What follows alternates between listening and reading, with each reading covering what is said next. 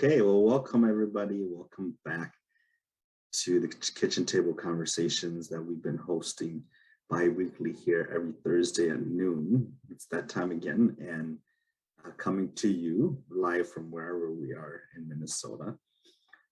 This is Pang using he, him pronouns, and this is our 34th kitchen table conversations for those of you who've been following us, and for those of you who are new, welcome, and thanks for joining us at the kitchen table. And hopefully all of you can continue these conversations as always. These are a place for men and masculine folks to really engage in conversations with one another and practicing what it means to be healthy and redefining what it means to be men and manhood in the century and in the time that we're living in, right? With the current issues, and how are we navigating those things? And so that's really, again, what this platform is about. And these conversations are about as well too, with all of you. And we hope to have all of you continue to engage with us live in this moment. Send in your chats, your thoughts. Sean will be the one who will be engaging with all of you as Juliana had finished off their internship at Men as Peacemakers and will not be joining us anymore. And so Sean will be doing the support in that realm for those of you who've been following us. And definitely always we appreciate your comments and thoughts, curiosities, pushes, challenges, things like that. Always welcome those kinds of feedback.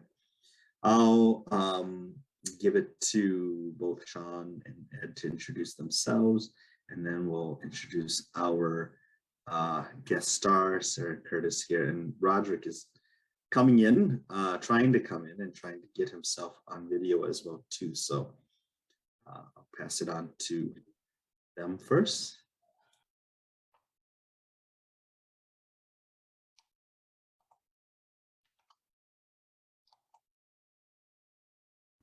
Are you passing it to me, Sean? All right. Well, it's wonderful to be here. Good afternoon, everybody. My name is Ed Heisler. I use he and him pronouns, and I'm joining now from beautiful Ashland, Wisconsin, where there's snow all over the place. And it's just really sweet to be here for this last kitchen table conversation of the year, and with Sarah as a special guest. So good to be with you all.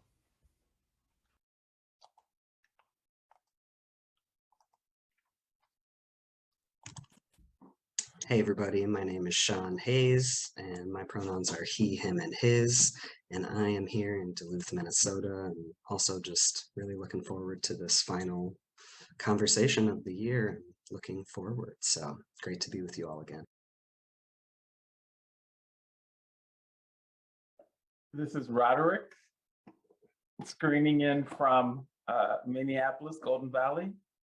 Great to see everyone again, he, him, and working on camera issues. And we have a very special guest today, Sarah Curtis, who I've had the privilege of knowing for, I think, about 10 plus years now. I forgot when was the first time we met, but I think Sarah knows more than I do. She works at Men as Peacemakers, and it's so, I think, timely that we have you towards the end of 2021 here, because you've been on quite an adventure this past year, and you could probably share more about that. And I think one of the reasons why we wanted to have Sarah on was really to share with us what it really meant to for her to sort of invest in the strategy of engaging men and masculine folks, and how she came about to Men as Peacemakers, and what that journey was about for her. And because we think that it's so vitally important to listen, to hear from women folks and femme folks about this strategy, about this investment in men and masculine folks practicing healthy masculinity, and what that actually entails and means, right? And that it takes all of us to actually invest and to build different communities and different spaces where men and masculine folks can actually practice that healthiness that we've been talking about. And so we welcome Sarah to the kitchen table, and it's been long awaited and long overdue. So definitely, if there's anything that you want to share about yourself, definitely feel free to do so at this moment, Sarah. Bonjour and Dinawema Ganitok, Sarah Curtis Indigenous Jean Ganashimon, Kuitayashik Indigo and Nishinabem, Magizi Nindu Dame. Hello, everyone. I'm Sarah Curtis. My English name uses she and her pronouns. My Indigenous name, Kuitayashik, doesn't hold any particular pronouns with it. I am Eagle Clan, coming to you live from Cloquet, Minnesota, with this aggressively affectionate cat named Sid Vicious, who apparently wants to be on the live stream today.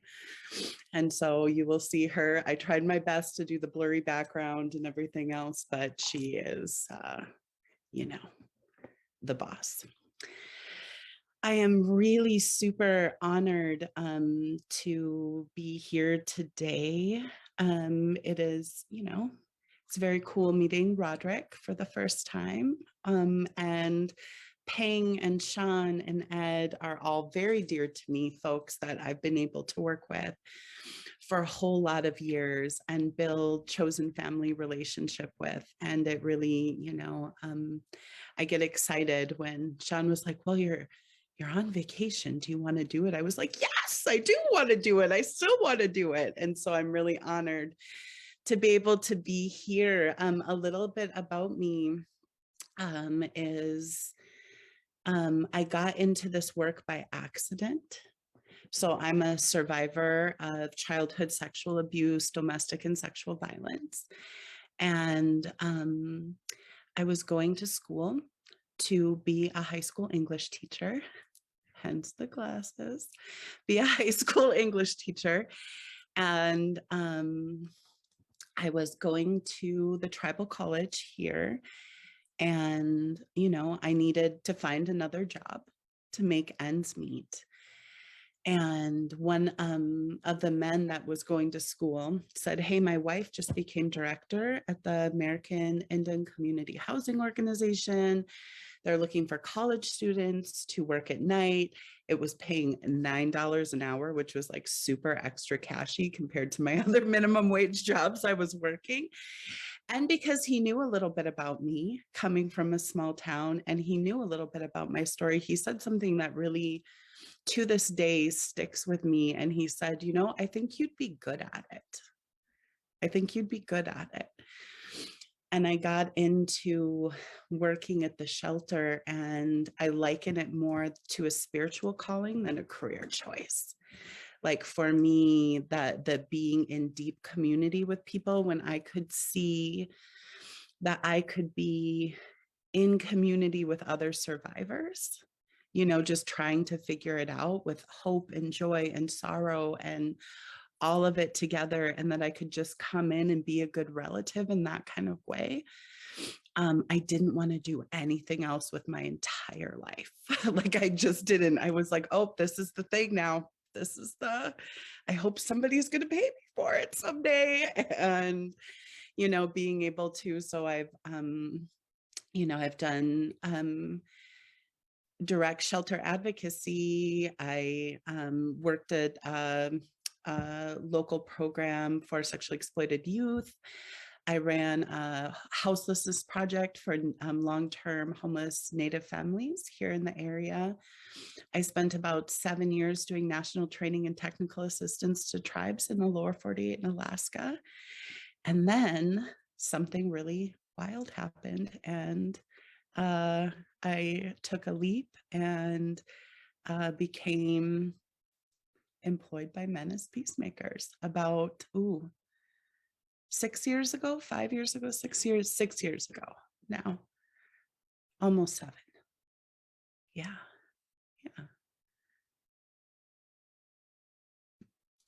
Yeah, thank you, Sarah. Yeah, I think that it would be good to really, like I shared earlier, hear about that journey and what that really meant for you as a survivor as well too, right? Particularly because we know that towards ending domestic violence or sexual violence, sex trafficking and whatnot, any form of gender-based violence, it really means that survivors have to also be be keen on investing in this strategy as well too in some ways, or at least have an openness to that. And I think that that's the transformative piece that we often talk about in these kitchen tables, and the kinds of conversations we have with one another to really shift the hearts and minds of men and masculine folks towards a different place, right? And pivoting them towards different values and beliefs and the ways in which they have relationships with people who are in their lives, right? And I think that we so heavily, I think, believe in some ways that justice is needed, and that the justice that is needed is not really the prison system, right? Because that doesn't really help support people in many ways. And I think the other thing, in terms of what you mentioned there, that I pick up on is sort of these things, and the ways in which all of us, I think, have in some ways come to this work, or investing in our lives into building community in a different way, where to MAP's model that we're all connected, is that we sort of all fell into it in some ways. It wasn't done intentionally, right? It wasn't done intentionally, but I think that some way along the line, some of us made some choices that allowed us to actually get here to this place, and to be here at the kitchen table with all of you is such I think, an amazing feat for each one of our journeys, and then collectively the journeys and the things that we built along the way and are continuing to build, and looking forward to what we actually will be building on moving forward is amazing, I think, to me. And so it's, again, such an honor to have you here, along with all the other women folks who've joined us up to date, and particularly for you, again, and in your uniqueness position, is share with us a little bit about how that came to be. How did you come to the place where what was the self-talk that you had to do, the kinds of reflection, the mirror talking, or the late night conversations you had to have with your close ones and loved ones about going in and working with Ed, who is a white man that you probably haven't known too well, I don't know, and who had just come and taken over an organization called Peacemakers. And so that's something interesting. I think that it would be good for us to actually really think about that conversation of like how men and women folks and femme folks and masculine folks come to work together in partnership, and what does that really look like and mean? Yeah, that was, I think about it, and people thought I lost my mind when I left the place I was employed, working in tribal community, doing the work I love, and moving to, what people simply deemed like a white man's organization, right? And they yeah, it was very hard. And I made the rookie mistake of announcing my departure on April Fool's Day. Because I'm not 12 and I don't think of April Fool's Day. And so people were texting me, oh my gosh, you're so funny. Ha ha ha, Sarah, that was so funny. And I was like, not a joke. It's actually happening. Here we go. And I think it was a buildup over very many years. When I started, working with survivors has been part of my own healing. Hearing their stories, being in space with them. Survivors have given me a level of community, that was, without judgment, with, just so many things. And having the opportunity to go into communities, tribal communities and otherwise, and being in that space. Sorry, I got distracted by the chat, Sean. So if you can help me with that after. But being in that space, I would go into community and I would sit and I would talk, and we would talk about things and, what the community needed. And I would hear from women and femme folk saying, well, what about our men? Like, they want to do something too. Like, what is there for our men? And I was like, well, kind of nothing, right? And had those moments of that, well, this is not my work. This is men folks' work, right? Like, this is masculine folks' work. And But slowly, you know, with working relationships and being in those kinds of communities, it was like, I could say things in a way that men and masculine folks would hear me in a room and be in that kind of space. And, you know, in my life, even though the violence I suffered was all at the hands of cisgendered men, I have so many like really rad men and masculine folks in my life too that are not violent, right? And so I began to see like the importance, and even culturally, for Anishinaabe people, when we go into ceremonies, there's balance between all of the genders, right? All of the genders and what they do and what they come and what they bring in. And by excluding men and masculine folk, right, there was like a severance that happened. And it did not feel right. It just didn't, you know, it was like, there wasn't some like, I read this amazing book or this article was so amazing, right? Like it was definitely a spirit-led thing. And so slowly but surely I would meet with other men and masculine folks. And I remember Ed calling me one day and saying, well, I'm going to speak at the tribal college around campus sexual violence. And I actually have no place talking about violence against Native women when you're right across the street from me. And I was like, oh yes, white man, you are correct. Yes, let's start working together. And it started building a relationship with Ed and I where, we would go in as balance. We would come in and talk. I remember Ed invited me to a terrifying community forum of 250, like mostly Caucasian union workers, right here in Duluth, and really seeing that, there was work to be done here, and I was drawn to it as my work in a way where I believe in the power of community in my bones, like in my marrow. I believe in the power of community. And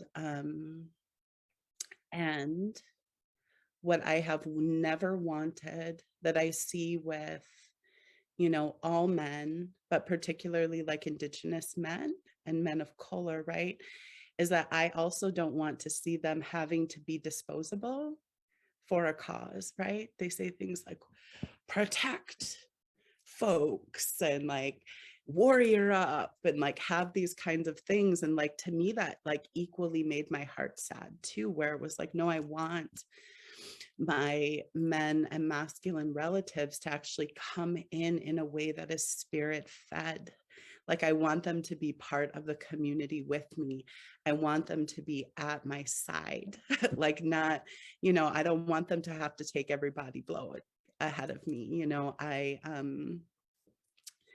I don't want them to hide behind me, right? In that kind of way is like, women lead, women to the front. So we're just gonna hide back here, right? Not to do that. Like I actually want all of my relatives of all genders, including men and masculine folk, to like walk side by side with me down that path. Because that to me is hope that things can be different. That's hope that things can be different. And that's how I move into my space and working with, becoming a co-executive director of an organization called Men as Peacemakers, right? Is that I really, really believe in the power of community, and that includes men and masculine folks.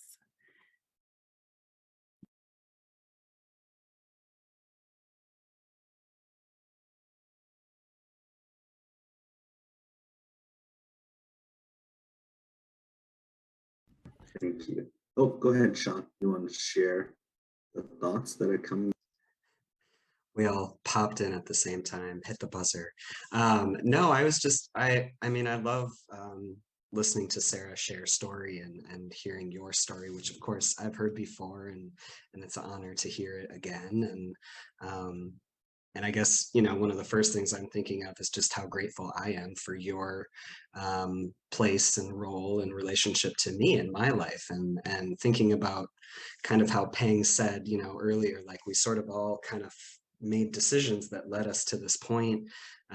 You know, 5 years ago, I had one of those sort of flippant decisions where I was like, oh, there's a free class at Men as Peacemakers. I'm gonna go show up and see what that's about. And then, you know, now 5 years later, I'm, you know, fully invested in this work to end gender-based violence. And I owe a lot of that to Sarah, who was at the time one of the teachers of this year-long class that I was a part of through the Don't Buy It project. So I was just thinking about that, how you've impacted my life so much, and my family's, and just the ripple effects of, you know, your decision to step into this work where, you know, many femme folks, queer folks, women folks, you know, have not wanted to venture or been able to. And yeah, just thinking about some of the, you know, one of the comments we had come in was just, you know, like, just because there's a need doesn't mean that that's everybody's role, right? You know, and so thinking about your,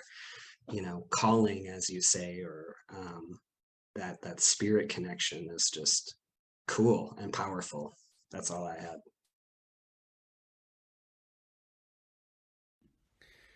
Yeah, I would agree with that. It's fun to be here in a space like this, and be able to hear and share the stories around it, and you know, appreciate and honor the work and the leadership that you've brought into Men as Peacemakers and work with men. You know, it makes me think a little bit about like what it means to be in the work to begin with, and the way that I got into the work was, you know, after I left the small town that I was in to go to college.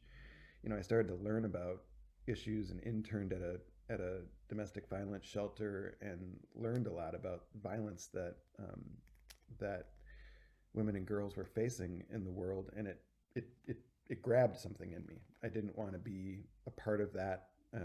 I wanted to be a part of repairing it, of addressing it, of creating a different reality in community. And that and a bunch of other experiences created the conditions where I was kind of like, I was looking like, where is the place that I can go to do that, right?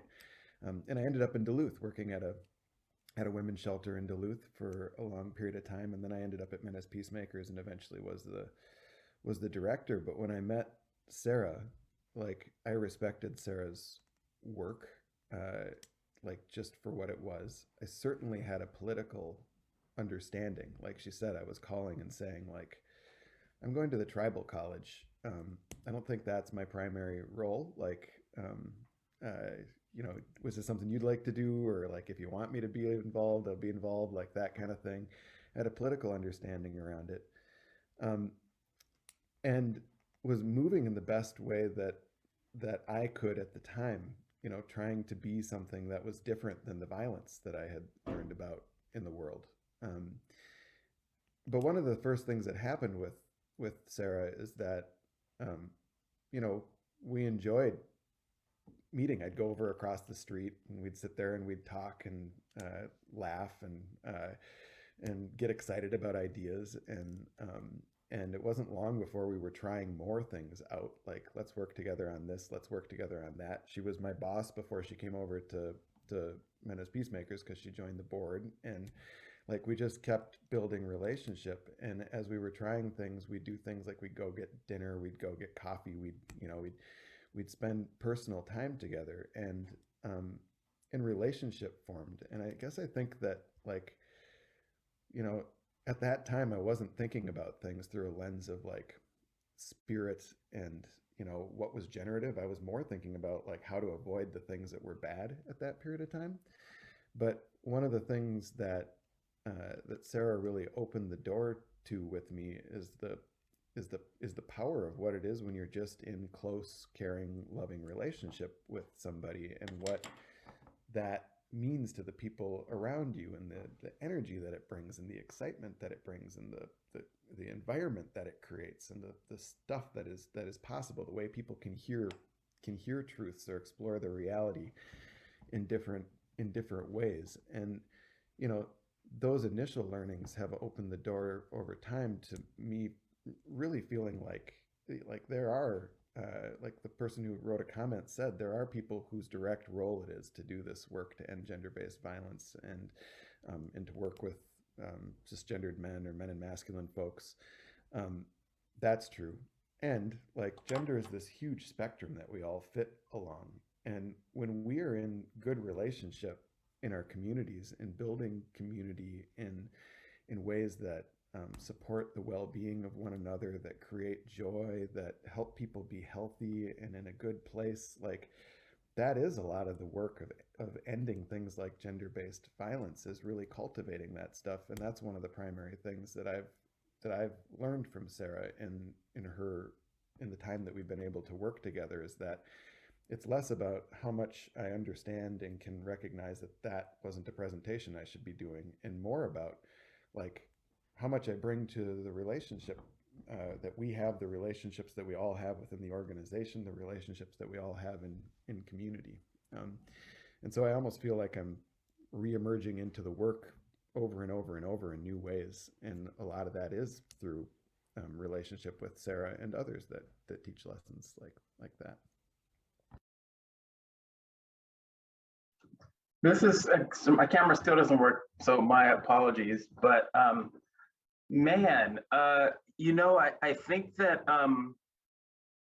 there's this thing about community that provides elasticity to your imagination, which I think is so fundamental, both to the relationship and to the work, right?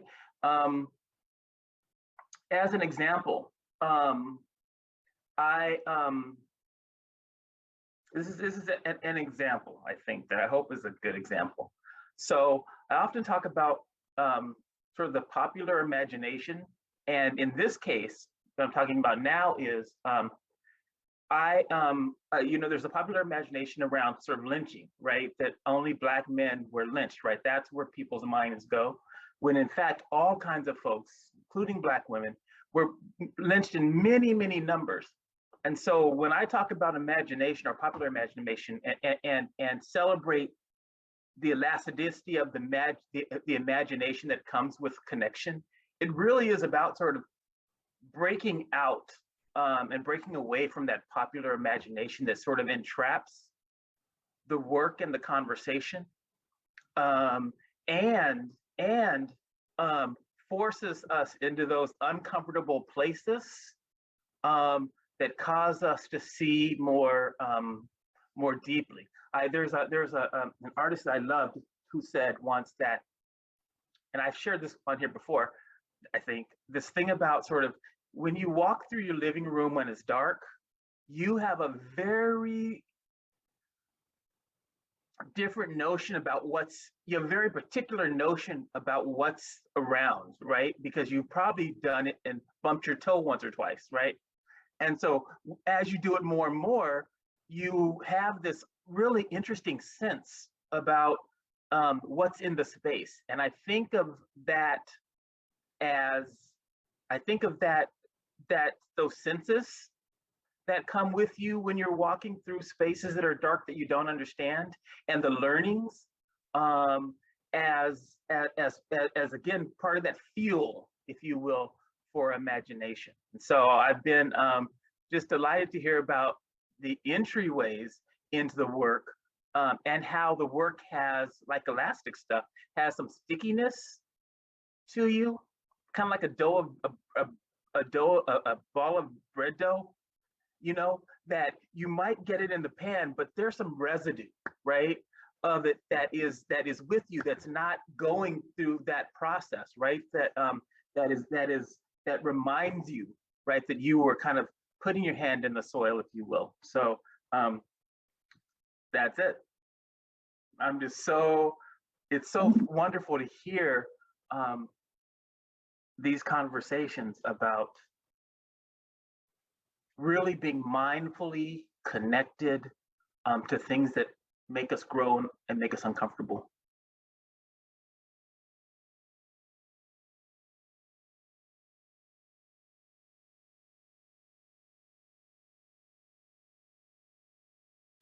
And I think that, what you painted there, Roderick, definitely resonates. I think to even how relationships unfold and move. And I think particular to some of what you were sharing, Ed, the ways in which the both of you had connected.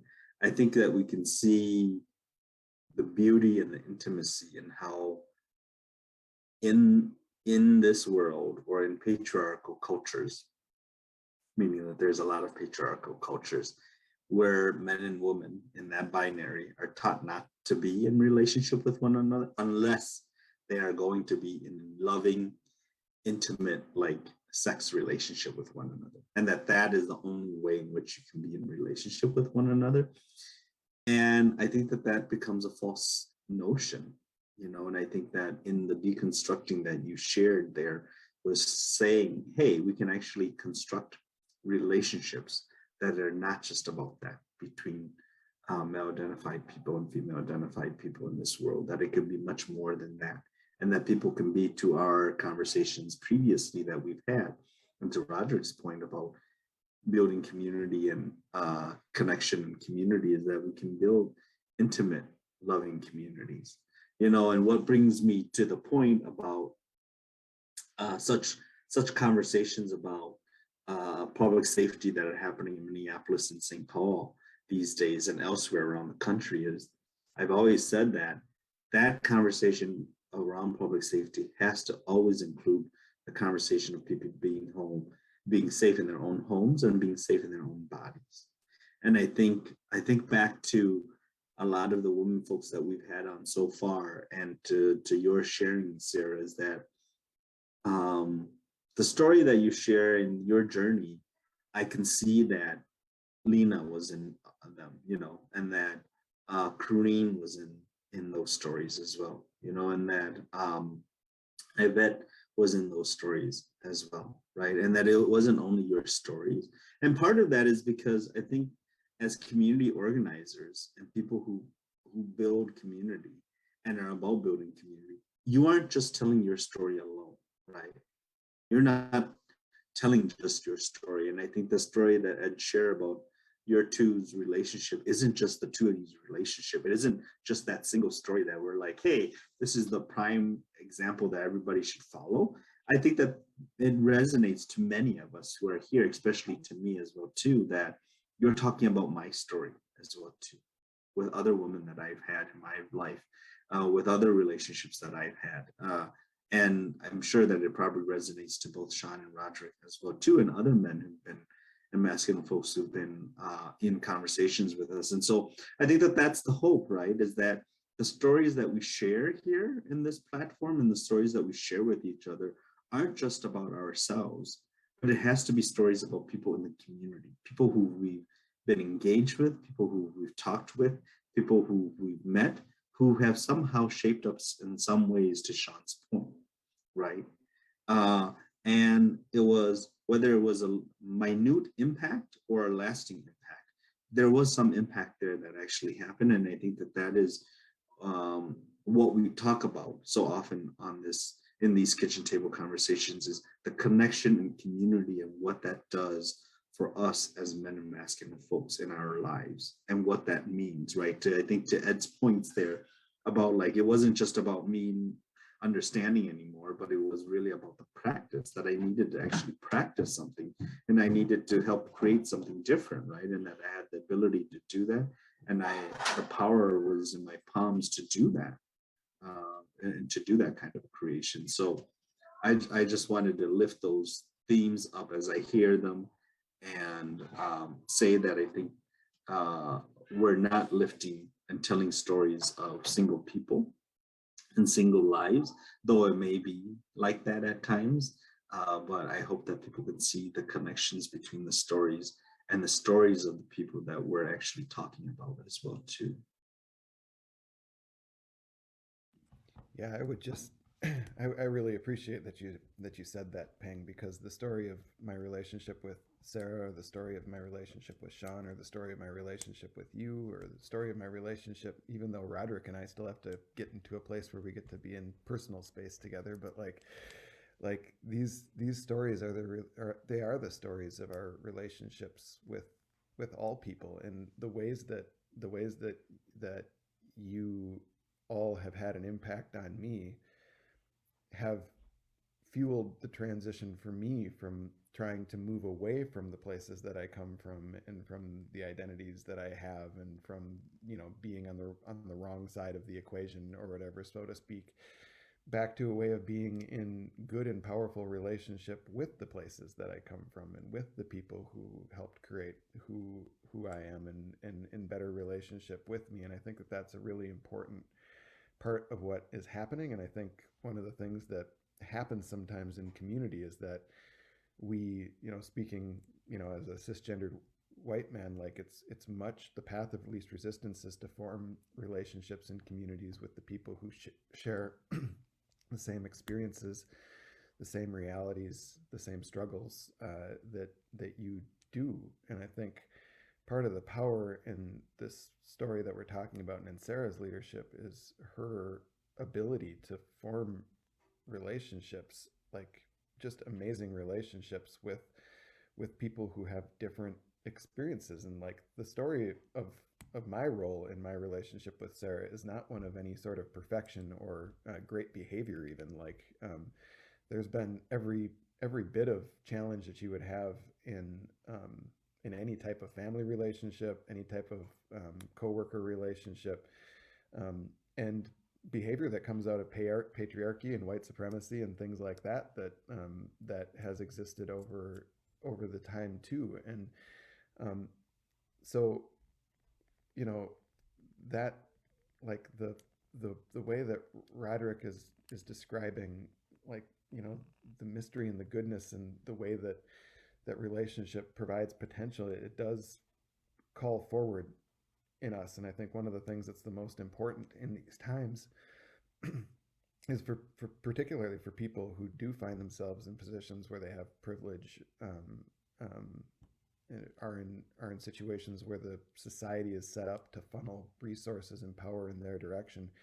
It is important to open yourself to relationship and realities and the experiences of other people in deep ways. And it's really a beautiful thing to do, and it is challenging and it is difficult. And then I think about what it takes, like the literally the spirit and the goodness that goes into people choosing to opt into relationship with people who, you know, people like me who are going to have habits and have learned things and done a bunch of stuff that is going to be, you know, painful, can sometimes be dangerous. Like, you know, there's that element that's in the mix, but there's a lot of power in that, and how we do it and how we create the space. And when I say we, I mean a broad general we, like how we create the space for others to do it in meaningful ways in our communities now. Yes, I agree. And wow, y'all are great hype people. That is I appreciate your very kind words. And I appreciate, you know, being in such deep community with you all, you know. And I think part of it is that, so again, everybody has their place in the ecosystem, right? And we need every part of an ecosystem to keep it healthy and functioning, like we just do, to be able to breathe, to be able to drink water, to be able to rest, to be able to eat.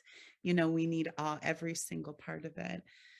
And so for me, part of that is my part in the ecosystem for now, maybe forever, is working with men and masculine folk and spending a lot of time with them, with support, you know, bridging survivor stuff with folks. A lot of people will directly say to me, like, how can you do that? Isn't it exhausting? Don't you get tired of their stuff? You know, like, don't you get tired? Remembered we're on Facebook Live. And you know, there are days, right? And so like the one thing about like community and hope, so like I do this work because I have hope. I have this vision. Many of you have heard it here before, but I'm like in a rocking chair outside, and my great grandbabies are around me with their little round brown faces, and they're like sitting around me, and they go, "Grandma, what did you used to do for work? Geez, people used to hurt other people like that, Grandma." Like, and for them to have no concept, right? And I really believe that. Um, and, if you have ever been in any kind of a teaching role, whether it's a parental role, whether it's an educator role, whether it is whatever kind of teaching role, the way to get people to close their ears really quickly is to like do the anti, like, right? Right? Like have that kind of position with them. And it also does not mean that you can do that community work being like, "Oh, it's okay. It's just your journey. Oh, it's your journey. Okay." Right. I'm going to let you keep doing that because you're on this journey and it's all right. Because some things are like really not good. And if I'm going to be a good relative, like if that's what I want to be in this stance, I need to like have a talk with you about those things too. Like we need to have a conversation about it in a way, again, that is, in a way that is not going to kick you off the island for not knowing what you don't know, right? But in a way that's actually going to ask you to step up and to do more and to do better, right? Not in a production way, like, sometimes doing more is like breathing before you open your mouth, like having some kind of thing like that, right? And learning those kinds of spaces, or to consider who is around you, who's speaking, how is that moving, right? And so while I like, man, I love my work, hey? Like I really do. I get very excited. When I finished my sabbatical this year, my mind wasn't like, "Oh man, sabbatical's over." My mind was like, "Sweet, I'm back to work. I'm rested. Like I'm ready to get back in there." And, I think holding both of those things, building that deep and good relationship means that there is like support, there's love, there is, and thanks for saying that, Peng, too. You wouldn't believe how many times people think Ed and I are dating because we're going through, which, we're definitely not. I mean, I love you, but he is my brother, right? And so like having that kind of space, and I forgot we're on Facebook Live. I'm just getting all Sarah Curtis real here, but having having that support where like sometimes when because of misogyny, because of the patriarchy, because of other things, I remember having a situation in which the men I were training with were being really super foul. And I started feeling that desperate feeling that they didn't understand the harm they were causing to women and femme folks of color in their community. And I was bad. Like I was in a bad, like I went too far and I wounded myself going too far. And to be able to go to, my relatives and be like, "Get your dudes, y'all, because I need to like go lick my wounds and breathe. And then I'm also going to tell you how angry I am about what happened in that room. And like, I know you can hold all of that." That support is really, really wonderful. And it also requires for me to show you what you're not seeing. Right. So like I can ask you to stand in and support me and to be in that space in our relationship. But if I use a relative term with you and I'm approaching you as a good relative, that also means I have the responsibility to be like, "Yo, Pang, that was not good, brah. Like we need to talk about this," and to know that that can also be held too, right, in a space and in a way of, I don't want you on the outside. I want your gifts, your skills, your talents. Like I want you. I want you here. I want you here with me. And what that requires is, something a wise friend of mine said is weaving the fabric tight enough that it can withstand bouncing. Weaving that fabric tight enough that it can withstand the bouncing that will inevitably happen. So, yeah.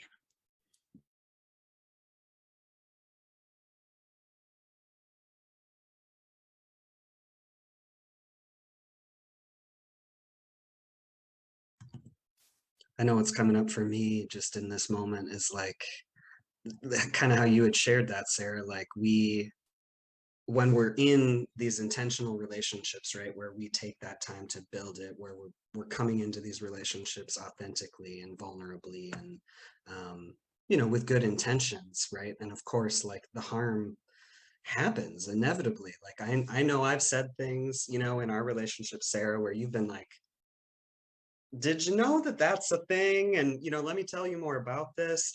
And we've had it go the other way too, where it's like, Sarah has come to me and said something, about trans folks, right? And because of our relationship, because of our connection and, both of our commitment to really like build together, we're able to like point out these blind spots that I would never see if I just like surrounded myself like Ed, like what you were saying, like if I just hung around with people who looked and felt and did all the same things as me, like that's not really the type of community I want to be a part of, where we're just literally like models of the same thing. Like when we can come together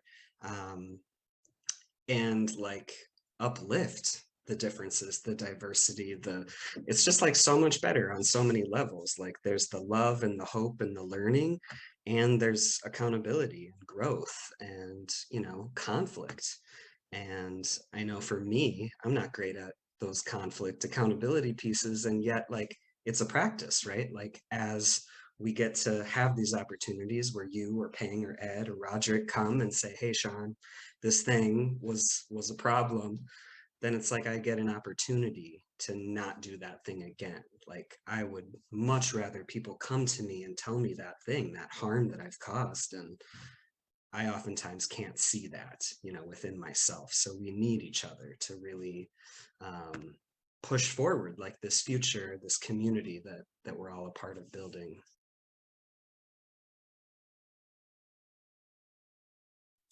Yeah, what struck me and what you shared, Sarah, was like definitely to your point about being tired, and being tired of our crap, meaning men and masculine folks crap. I think that that's real, and I think that that is why being able to create kinds of community and kinds of relationship that you're talking about and naming the ways in which we call in people and can be assertive with one another, quote unquote, and be transparent and push one another's boundary in our growing edges is so vitally important in that, right? Because to me, I think it makes that tiresome in some ways more fruitful, and some ways more joyful. So even in that tiresome for me that I've learned in working and building with men and masculine folks over the years, and as painstaking as it is, and maybe at times in terms of being sad about things that may come about because of the choices that we as men and masculine folks can continue to make and still make as we strive to practice what it means to be healthy, that it is also about being able to be very transparent with one another in those moments, and being able to be thoughtful and being able to be intentional in our ways of being with one another, and in sharing with one another as well too, right? I think that one of the things that we don't do often that we did 2 weeks ago was really just being playful and getting to know one another, right? And that we have to have moments like that, right? We have to have moments where we can check in with one another. And I think that what we don't show too often, I think, in these kitchen table conversations is the check-ins that we have before we start the live and after we start the live, right? Is just seeing how we're each doing, and if we need to take moments to breathe or whatever it is that for us to do things like that. And so I think that those things are very vital, right? The really like the how are you doing question, and really taking the time to actually understand that and not just say it in passing on because I want to get on to the next work thing, quote unquote, or the next request that I'm going to ask of you. But really, I think that is the foundation of relationship building that we're talking about, is the ability to actually sit and be present with one another, and even in the silence is appreciative, right? And that even in the silence is appreciative in that relationship as well too. So I'm reflective of that, and I know we're getting towards our end here. Was like this conversation flew by so very fast, and obviously, to Ed's point earlier, this is the last conversation of the year for us in 2021. Feels like season two. We would be in season two. Season two of the kitchen table conversation is coming to an end, and what is sort of like, are we going to leave a cliffhanger to season three, or are we not going to leave that, and so it's such a good I think compliment, as I've shared before, to have Sarah here. And I also want to really highlight that what's been on my mind the last few days is the passing of the Archbishop Desmond Tutu, right, who was a champion on racial and injustice issues around the world, not only where he was living in South Africa in Cape Town, and I had an opportunity to visit Cape Town a few years ago too, but that the words that he says and what his quotes that he's lived through and how he lived his life, I think speaks tremendous amount to the conversation we had a few weeks ago about bell hooks, how each one of us contributes to creating the conditions, right? And that it takes all of us to contribute to different conditions in the world and in our communities that doesn't allow for the violence to actually happen. And so we all have a role to play in that. And I think that this conversation itself highlights the ways in which we can create different conditions in the environment with one another through our relationships and through our connections, to not allow for that violence to happen, right? And to say that that violence as a choice is not going to be a choice. To Sarah's point, is that we can't fathom that it is even a choice for us at the table at all, right?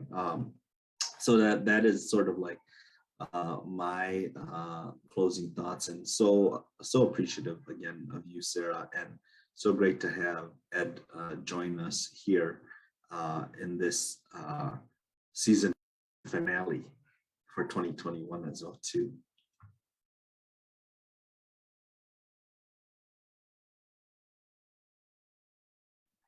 Yeah, Miigwech, thank you so much.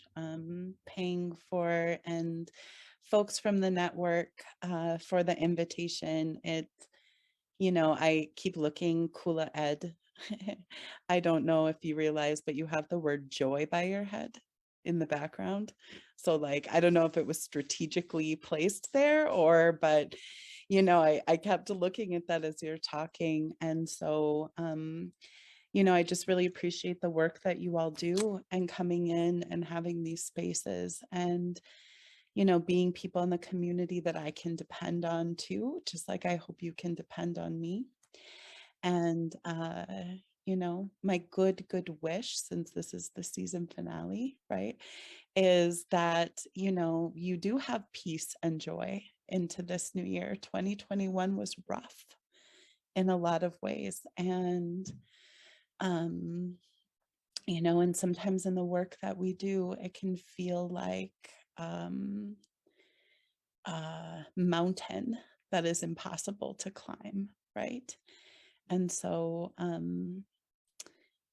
turns out it isn't. It can be like, I don't know, a relay, or it can be like a something. It can be an ecosystem where like I'll bring the snackies, Pang brings the water, Sean brings the tunes, Ed brings the athletic energy, Roderick's inspiring us with words on the way up, having the whole thing, right? It doesn't have to be that way. And so my wish for you all in your work and for all of us in community is peace and joy, together, and that we can lean on each other as as we move forward. So miigwech bizendawik. Thank you so much for today. Yes, and I would actually, I would follow that right up, because I would say something similar about my wish for 2022.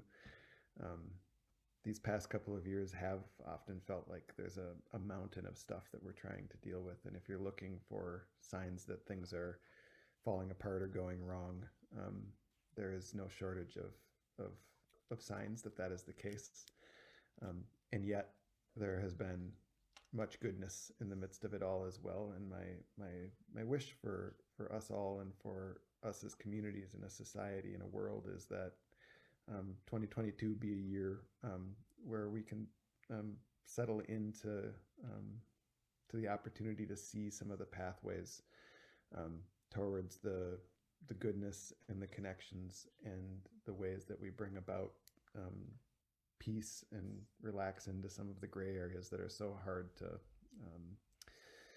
oftentimes to figure out how to navigate and to make our ways into. But in the midst of all this suffering, there's a lot of signs about what we're capable of too. And so I would follow up with something very similar to what Sarah was talking about, and with a wish that maybe season 3 will move to a warm place.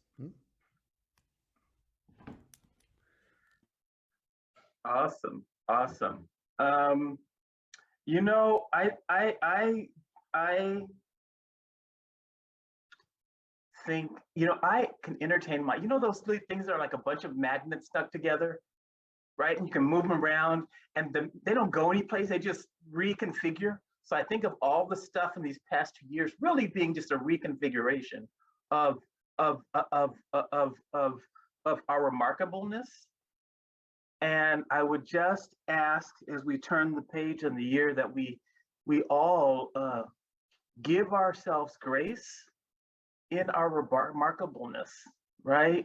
And just sometimes when you're just, let's play around in those feelings, in those times when we really know that we need grace from others and ourselves, and just play around a little bit, have a little bit of fun, and then get back up and realize the things that you're stuck to and the things that are stuck to you.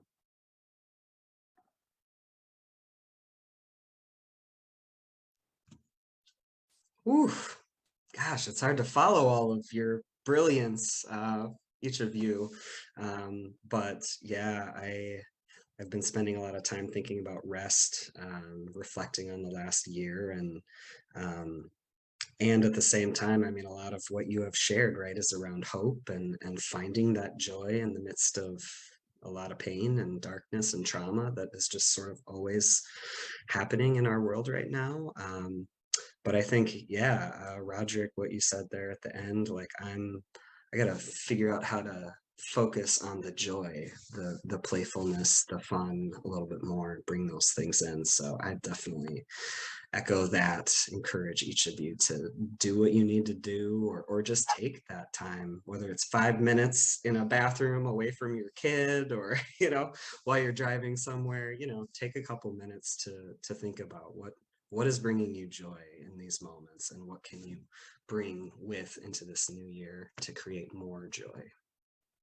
So on that note, I'll leave it there, and we just want to say thank you again to Sarah for being here. Just great to be in space with you and in conversation, and to be able to do this work together is a gift for sure. I think all of us feel the same. And thank you to all of you who were able to join this conversation live, whether it's for a couple minutes or the whole time, or you're watching us after the fact on YouTube or wherever. We're really grateful to be in community with each of you, and we're glad that you spend the time with us. So thank you. We also want to say a quick thank you to our important funding partners, who we're very grateful for as well: Blue Cross Blue Shield of Minnesota, as well as the Novo Foundation, for all of their partnership to continue bringing these conversations to our communities across Minnesota and beyond. So as one quick reminder, we're holding these conversations every other Thursday at noon Central Standard Time.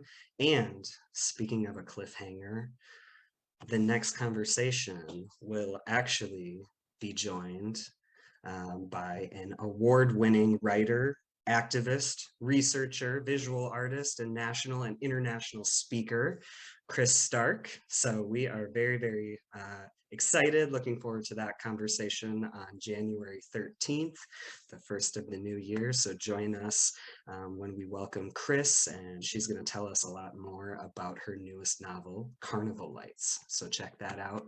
Buy it now, and you can read it by the time we have our conversation. So thanks again to all of you for joining us. Take care, have a happy new year, be safe, and we'll see you in the new year.